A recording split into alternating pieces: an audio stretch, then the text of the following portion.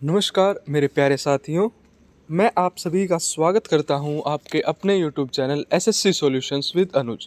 जैसा कि आप सभी जानते हैं, आज है 15 अप्रैल और आज से जो है आरपीएफ एसआई और कांस्टेबल के जो फॉर्म्स हैं वो फिल होने शुरू हो जाएंगे। तो आज से हम आरपीएफ एसआई के जितने भी प्रीवियस ईयर क्वेश्चंस हैं उनके बारे में डिस्कस करेंगे। ठीक है, आज करेंगे आरपीएफ एसआई का जो 5 जनवरी 2019 को शिफ्ट फर्स्ट का पेपर हुआ था उसके जीके के क्वेश्चंस डिस्कस करेंगे। देखो, सबसे पहला क्वेश्चन क्या है सबसे पहला क्वेश्चन है कि जो उद्योग आधार मेमोरेंडम योजना है उसका मुख्य उद्देश्य क्या था। जो उद्योग आधार मेमोरेंडम योजना है उसका मुख्य उद्देश्य है कि जो व्यवसाय है करने में आसानी को बढ़ावा देना। ऑप्शन नंबर सी, व्यवसाय करने में आसानी को बढ़ावा देना। ठीक है, अब इसके बारे में देख लेते हैं एक बार। ये क्या कहता है, उद्योग आधार मेमोरेंडम। जो उद्योग आधार मेमोरेंडम योजना है उसका मुख्य उद्देश्य व्यवसाय करने में आसानी को बढ़ावा देना है। उद्योग आधार योजना जो है वो वर्ष 2015 में शुरू की गई थी। यह देश में सूक्ष्म, लघु और मध्यम उद्यमों के विकास को बढ़ावा देता है। ठीक है, दो चीज़ें याद रखनी है। एक तो जो उद्योग आधार मेमोरेंडम योजना है उसका मुख्य उद्देश्य वो था व्यवसाय करने में आसानी को बढ़ावा देना, और दूसरा ये योजना कब शुरू की गई थी, तो 2015 में शुरू की गई थी। ठीक है, दोनों चीज़ याद रखनी है। उसके बाद आता है question number second. Question number second कहता है कि जो ट्रांस साइबेरियाई रेलवे सेंट पीटर्सबर्ग को डैश से जोड़ता है। कौन? ट्रांस साइबेरियाई जो रेलवे है वो सेंट पीटर्सबर्ग को किससे जोड़ता है? व्लादिवोस्तोक से जोड़ता है। किससे जोड़ता है? ऑप्शन नंबर डी जो है हमारा करेक्ट आंसर हो जाएगा, व्लादिवोस्तोक। देखो, ट्रांस साइबेरियाई रेलवे सेंट पीटर्सबर्ग को व्लादिवोस्तोक से जोड़ता है। जो ट्रांस साइबेरियन रेलवे है वो दुनिया की सबसे लंबी रेल लाइन है। आपसे क्वेश्चन में पूछ सकता है कि सबसे लंबी रेलवे लाइन कौन सी है, तो वो है ट्रांस साइबेरियन, जो कि रूस के सुदूर पूर्व को रूस की राजधानी मॉस्को और पश्चिम में यूरोप को जोड़ता है। ठीक है भाई, ये था हमारा क्वेश्चन नंबर सेकंड। उसके बाद देख लेते हैं क्वेश्चन नंबर थर्ड क्या कहता है। क्वेश्चन नंबर थर्ड कहता है जो महमूद बेगड़ा है वो किस क्षेत्रीय साम्राज्य के प्रसिद्ध सुल्तान थे। अगर मैं बात करूं महमूद बेगड़ा की तो वो किसके थे? गुजरात के। ठीक है, उनका कार्यकाल भी याद रखना, वो आपसे अगली बार पूछ सकता है कि महमूद बेगड़ा जो है वो 1458 से लेके 1511 ई तक गुजरात ई के शासकों में सबसे योग्य एवं शक्तिशाली शासक था। इसका पूरा नाम अबुल फत नासिर उद्दीन महमूद शाह प्रथम था। आपसे पूरा नाम भी पूछ सकता है। एक तो क्वेश्चन यही पूछ सकता है कि जो महमूद बेगड़ा है वो किस क्षेत्रीय साम्राज्य के प्रसिद्ध सुल्तान थे, वो आपने याद रखना है गुजरात के थे। दूसरा, उनका पूरा नाम अगर आपसे पूछ लिया जाए तो इसका पूरा नाम क्या है? अबुल फत नासिर उद्दीन महमूद शाह प्रथम था। ठीक है भाई, उसके बाद आता है question number fourth. Question number fourth जो है वो है जीएसटी से रिलेटेड। ये कहता है वस्तु एवं सेवा कर जीएसटी के संबंध में कौन सा कथन सही नहीं है। तो अगर मैं बात करूं ऑप्शन नंबर ए की कि जो अंतर्राज्यीय वस्तु और सेवाओं के लेन देन पर एकीकृत जीएसटी लगाया जाएगा, बिल्कुल सही बात है। ऑप्शन नंबर सी की बात करें, राजस्व के नुकसान के लिए राज्यों को 5 साल के लिए मुआवजा मिलेगा, ये भी आपका सही है। और अगर हम बात करें ऑप्शन नंबर 4 की तो जीएसटी वैट जो है वो विधि द्वारा एकमात्र किया जाएगा, ये बात भी आपकी बिल्कुल सही है। तो इसमें आपका आंसर हो जाएगा ऑप्शन नंबर बी, विशेष महत्व के घोषित सामान की अवधारणा समाप्त कर दी गई है। ये जो है आपका बिल्कुल गलत है, इसलिए हमारा आंसर हो जाएगा ऑप्शन नंबर बी, क्योंकि क्वेश्चन में पूछा गया था कौन सा कथन सही नहीं है। एक बार इसके बारे में पढ़ लेते हैं। वस्तु एवं सेवा कर जीएसटी का उद्देश्य संविधान के अंतर्गत दी गई विशेष महत्व की घोषित वस्तुओं की अवधारणा को लागू करना है। प्रश्न में दिए गए अन्य कथन जीएसटी के संदर्भ में सही हैं, लेकिन जो ऑप्शन नंबर बी है वो सही नहीं है। ठीक है, उसके बाद आता है क्वेश्चन नंबर 5। क्वेश्चन नंबर 5 कहता है गतिज श्रेयांता की इकाई क्या है। तो गतिज श्रेयांता की इकाई क्या है? पाइज। क्या है? पाइज। ठीक है, उसके बाद एक बार गतिज, देखो सेम क्वेश्चन है, गतिज श्रेयांता की इकाई क्या है? पाइज। एक बार पढ़ लेते हैं भौतिक शक्तियाँ, ठीक है, और उनकी इकाइयाँ। अगर मैं बात करूँ गतिज श्रेयांता की तो उसकी है पाइज। अगर हम बात करें ज्योति तीव्रता की, जो कि होता है लुमिनस इंटेंसिटी, उसकी इकाई है कैंडेला। अगर मैं बात करूँ शक्ति की तो उसकी है वाट, और अगर हम बात करें दाब की तो उसकी है पास्कल। ठीक है, ये चारों आपने याद रखनी है। ठीक है भाई।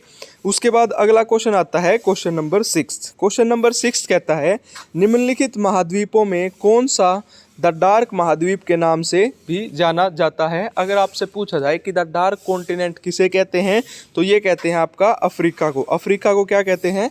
द डार्क महाद्वीप या डार्क कॉन्टिनेंट, ब्लैक कॉन्टिनेंट भी कहा जाता है। अफ्रीका महाद्वीप को डार्क महाद्वीप के नाम से भी जाना जाता है। यह विश्व का दूसरा सबसे बड़ा महाद्वीप है, जिसे जिब्राल्टर जल संधि यूरोप से अलग करती है। कौन सी करती है? जिब्राल्टर जो जल संधि है वो यूरोप से अलग करती है। ये इसका महत्वपूर्ण सूचना है, ये आपने ध्यान रखनी है। ठीक है। उसके बाद है क्वेश्चन नंबर 7। क्वेश्चन नंबर 7 कहता है कि जो पहाड़ियों के निचली सतह और घाटियों की जो रेती है उसमें मिट्टी के रूप में जमा होने वाले खनिज जो हैं वो क्या कहलाते हैं। ठीक है, तो उनको हम क्या कहते हैं? उनको हम कहते हैं प्लेशियर डिपॉजिट। ठीक है, क्या कहते हैं? प्लेशियर डिपॉजिट कहते हैं।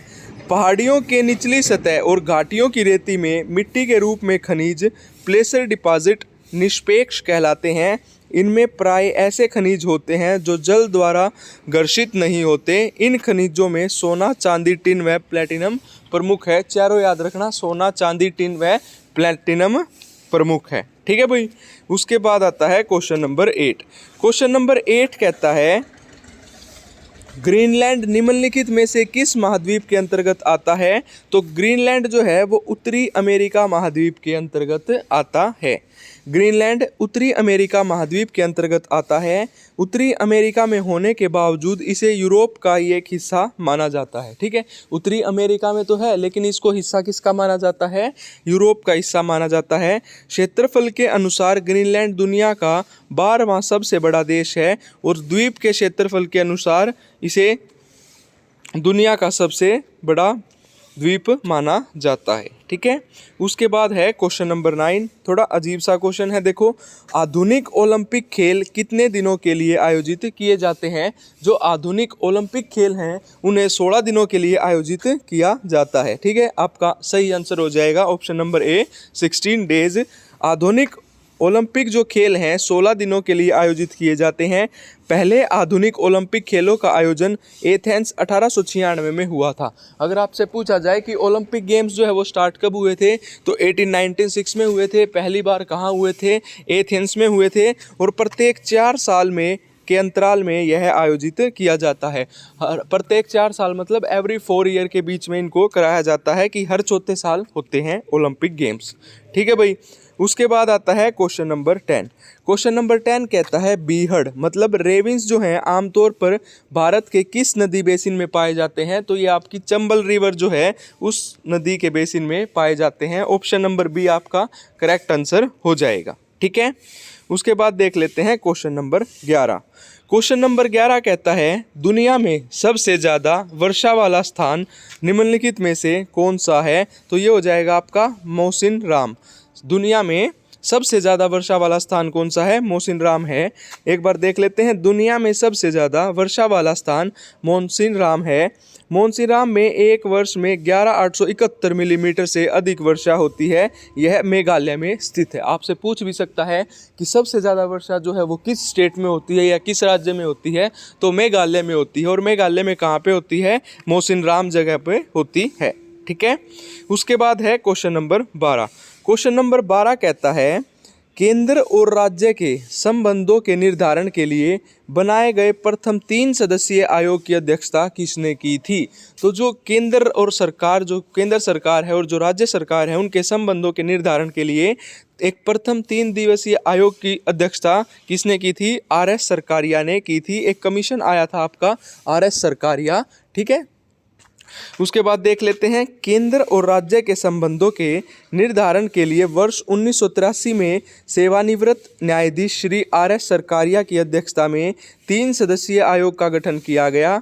इस आयोग के 2 अन्य सदस्य श्री B शिवरामन और RSR सेन थे। ठीक है, SR सेन थे, सुकुमार सेन थे।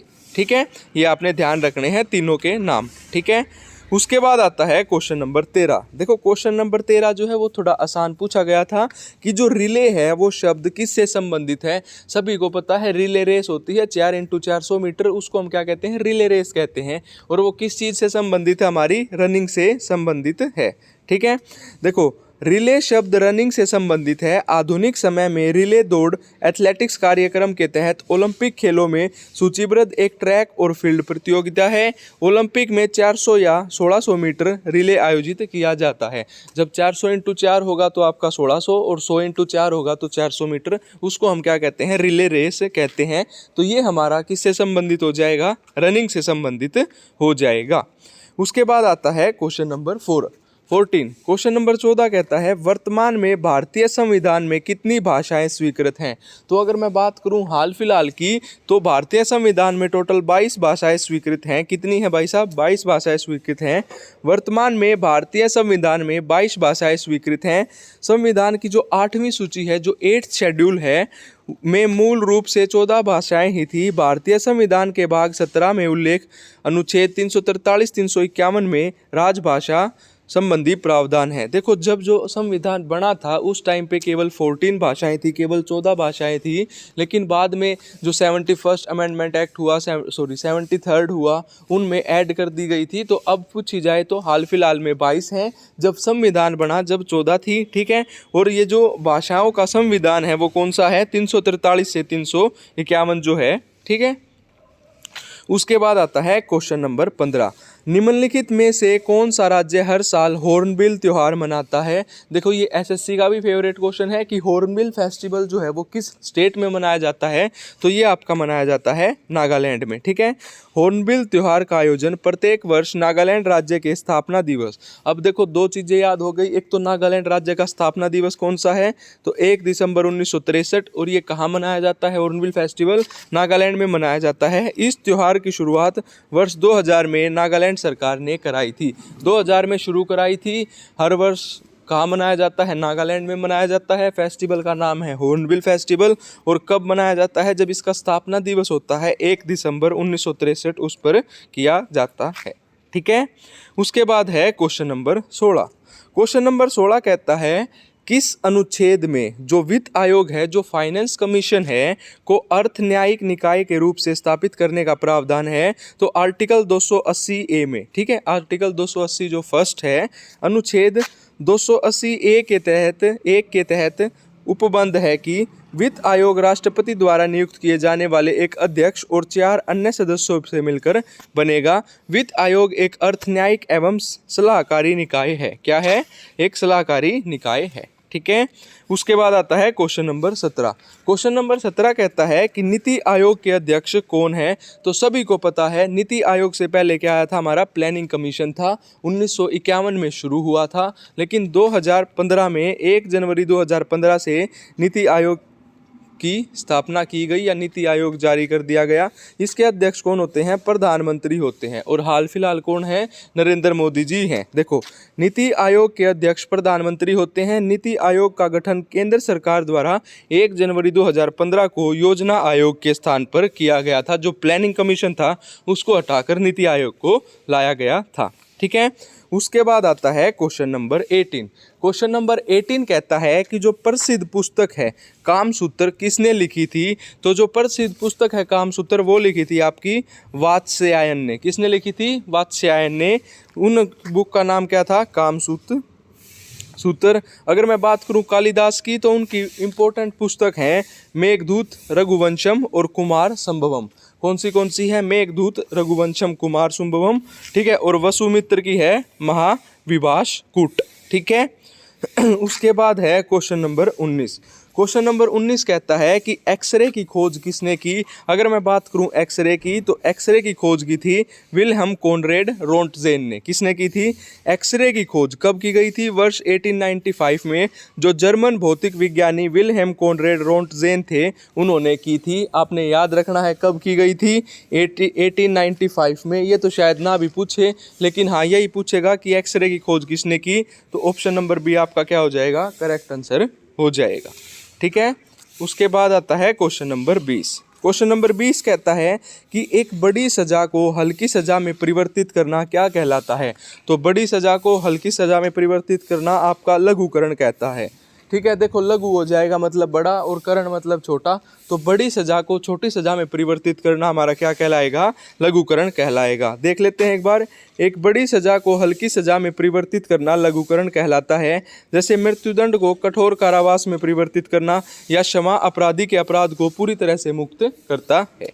ठीक है भाई, उसके बाद आता है क्वेश्चन नंबर 21। क्वेश्चन नंबर 21 कहता है, क्वेश्चन नंबर 21 कहता है कार्बन के द्वारा अन्य कार्बन, क्या कहता है, कार्बन के द्वारा अन्य कार्बन परमाणुओं के साथ सहसंयोजक बंधन बनाने की विशेषता क्या कहलाती है। तो उसे हम क्या कहते हैं, उसे कहते हैं परमाणुओं के साथ, कार्बन के द्वारा अन्य कार्बन परमाणुओं के साथ सहसंयोजक बंधन बनाने की विशेष श्रृंखला कहलाती है। ठीक है, क्या कहलाती है, विशेष श्रृंखला कहलाती है। ठीक है भाई, उसके बाद है क्वेश्चन नंबर 22। क्वेश्चन नंबर 22 क्या कहता है, क्वेश्चन नंबर 22 कहता है पहली अंतरराज्यीय परिषद का गठन कब हुआ था। तो 1990 में हुआ था। ऑप्शन नंबर बी आपका करेक्ट हो जाएगा। देख लीजिए, यहाँ पे कहा गया है कि प्रथम अंतर्राष्ट्रीय परिषद का गठन वर्ष 1990 में हुआ था। संविधान के भाग 9 के अनुच्छेद 263 में अंतर्राज्यीय परिषद से संबंधित प्रावधान दिए गए हैं। इसका गठन राष्ट्रपति द्वारा किया जाता है। किसके द्वारा किया जाता है, राष्ट्रपति द्वारा किया जाता है। और कब हुआ था, 1990 में हुआ था। ठीक है, उसके बाद आता है क्वेश्चन नंबर 23। क्वेश्चन नंबर 23 कहता है निम्नलिखित में से किस राज्य में लेपाक्षी मंदिर स्थित है। तो जो आपका लेपाक्षी मंदिर है वो कहाँ पे स्थित है, आंध्र प्रदेश में स्थित है। अगर मैं बात करूँ लेपाक्षी मंदिर की, तो लेपाक्षी मंदिर आंध्र प्रदेश राज्य में स्थित है। इस मंदिर का निर्माण जो विजयनगर के राजा अच्युत देवराय के शासन के तहत विरूपत्रा और उनके भाई वीरना ने किया था। आपने सिर्फ इतना याद रखना है कि जो लेपाक्षी मंदिर है वो कौन सी स्टेट में है, तो वो है आपका आंध्र प्रदेश में। ठीक है, उसके बाद अगर मैं बात करूं क्वेश्चन नंबर 24 की, तो क्वेश्चन नंबर 24 में कहा गया है दिए गए विकल्पों में से कौन सा एक व्यक्तिगत खेल नहीं है। तो अगर हम बात करें खो खो की, तो खो खो जो है वो एक व्यक्तिगत खेल नहीं है। उसके बाद अगला क्वेश्चन कहा गया है 25 क्वेश्चन क्या कहता है, जय जवान जय किसान का नारा किसने दिया था। तो जो जय जवान जय किसान का नारा है वो दिया गया था लाल बहादुर शास्त्री के द्वारा दिया गया था। ठीक है, जय जवान जय किसान का नारा लाल बहादुर शास्त्री ने दिया था। अटल बिहारी वाजपेयी ने इसे क्या किया था, नारे में जय विज्ञान जोड़ दिया था। मतलब कहने का मतलब ये है कि जय जवान जय किसान का नारा किसने दिया, लाल बहादुर शास्त्री। और अगर आपसे पूछा जाए जय जवान जय किसान जय विज्ञान, तो ये नारा किसने दिया था, अटल बिहारी वाजपेयी ने दिया था। ठीक है, उसके बाद आता है क्वेश्चन नंबर 26। क्वेश्चन नंबर 26 कहता है भारत के किस वित्तीय वर्ष में IMF के साथ, क्वेश्चन नंबर 26 कहता है भारत में किस वित्तीय वर्ष में IMF के साथ विस्तारित निधि सुविधा समझौते पर हस्ताक्षर किए गए। तो 1981 से 1982 में इस पर समझौते किए गए थे। ठीक है, एक बार देख लेते हैं भारत में वित्तीय वर्ष 1981-82 में IMF जो है इंटरनेशनल मॉनेटरी फंड जो है उसके साथ विस्तारित निधि समझौते पर हस्ताक्षर किए। अगर मैं बात करूं, एक बार कोई सदस्य देश जब IMF के साथ EFF मतलब समझौते पर हस्ताक्षर कर देता है तब सदस्य देश कर्ज लेना शुरू कर सकता है। ठीक है, अगला क्वेश्चन क्या कहता है, अगला क्वेश्चन है क्वेश्चन नंबर 27। क्वेश्चन नंबर 27 कहता है एक घटना जिसमें पेरुवियन तटीय प्रदेश से गर्म समुद्री लहरें बहती हैं उसे डैश कहा जाता है। तो उसे क्या कहा जाता है, एल नीनो कहा जाता है। ठीक है, इसके बारे में देख लेते हैं एक बार। एल नीनो की घटना की पहचान, जो एल नीनो है जो उसकी घटना थी उसकी पहचान सबसे पहले पेरू के मछुआरों द्वारा पेरू के तट से दूर सतही जल से असामान्य रूप से गर्म होने के रूप में किया गया था। स्पेन प्रवासियों ने इसे अल नीनो कहा जिसका अर्थ स्पेनिश में छोटा बच्चा होता है। आपने याद रखना है अल नीनो। ठीक है, उसके बाद आता है क्वेश्चन नंबर 28। क्वेश्चन नंबर 28 कहता है प्रसिद्ध खिलाड़ी खशाबा जादव किस खेल से संबंधित हैं। तो ये आपके कुश्ती से संबंधित हैं। ठीक है, अगर मैं बात करूं खशाबा दादा साहेब जादव या KD जादव भी जिन्हें कहते हैं, एक भारतीय खिलाड़ी थे जो कुश्ती खेल से संबंधित थे। उन्होंने 1992 में हेलेंसिक जो ग्रीष्मकालीन ओलंपिक है उसमें कांस्य पदक जीता था। ठीक है, उसके बाद आता है, देखो ये सेम है, उसके बाद आता है क्वेश्चन नंबर 29।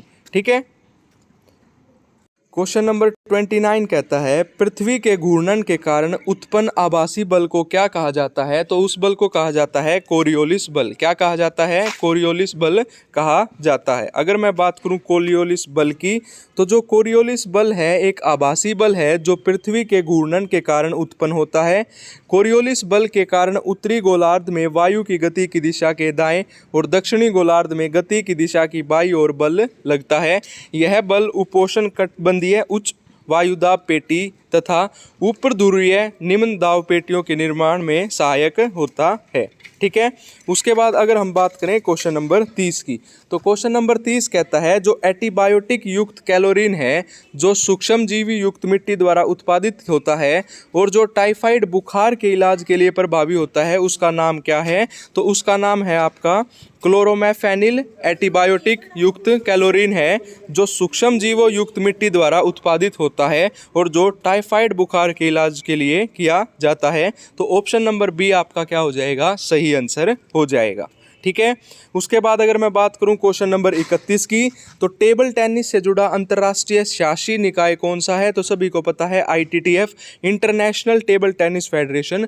जो टेबल टेनिस से जुड़ा अंतर्राष्ट्रीय शासी निकाय है इसका मुख्यालय लुसेन स्विट्जरलैंड में है और इसकी स्थापना वर्ष 1926 ई में यूरोपियन देशों द्वारा की गई। उसके बाद आता है हमारा क्वेश्चन नंबर 32। क्वेश्चन नंबर 32 कहता है भूमध्य सागर का प्रकाश स्तंभ है। तो जो भूमध्य सागर है में स्थित स्ट्रोलोम्बी, ऑप्शन नंबर बी आपका सही आंसर हो जाएगा। ज्वालामुखी से सदैव प्रज्वलित गैसें बाहर निकलती रहती हैं, अतः इसे भूमध्य सागर का प्रकाश स्तंभ भी कहते हैं। ठीक है, उसके बाद आता है क्वेश्चन नंबर 33। क्वेश्चन नंबर 33 कहता है कि जो अधिकरण और नागरिकता को समाप्त करने के संबंध में कोई भी प्रावधान बनाने की शक्ति किसके पास है? तो यह हमारी पार्लियामेंट के पास है, संसद के पास है। अधिग्रहण और नागरिकता को समाप्त करने के संबंध में कोई भी प्रावधान बनाने की शक्ति संसद के पास होती है। भारतीय संविधान के भाग 2 क्या है? सिटीजनशिप, आर्टिकल 5 से लेकर 11, अनुच्छेद 5 से 11 में नागरिकता के प्रावधानों का उल्लेख किया गया है।